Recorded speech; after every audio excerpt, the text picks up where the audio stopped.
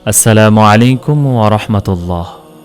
আমার প্রিয় ভাই বোন, প্রতিদিনের মতো আজকেও আমি বই নিয়ে বসে পড়েছি। বইয়ের পাতা থেকে কিছু গুরুত্বপূর্ণ বিষয় আপনাদের সামনে পাঠ করব, আপনাদেরকে সাথে নিয়েই পাঠ করব।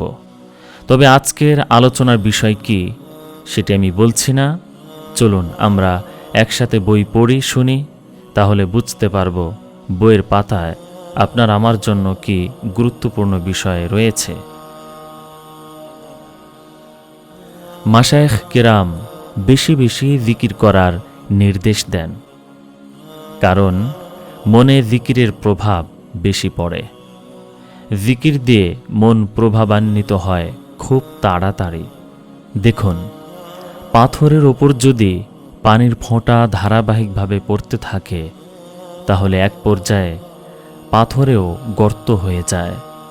তেমনি আমরাও যদি সব সময় আল্লাহ তাআলার জিকির জারি করি, তাহলে পাথরের মতো শক্ত মনেও আল্লাহ তাআলার নামের জায়গা হবে। মনে আল্লাহ তাআলার মারেফাত জায়গা পাবে। এজন্য মাশায়েখ কেরাম নিয়মিত জিকির করার সবক দিয়ে থাকেন।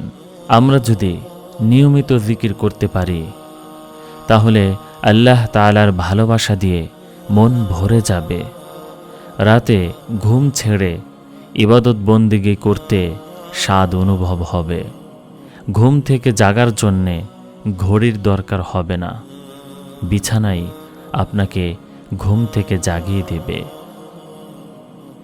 এমন অনেক আল্লাহর প্রিয় বান্দা আছেন যাদেরকে শেষ রাতে স্বয়ং বিছানায় ঘুম থেকে জাগিয়ে দেয়।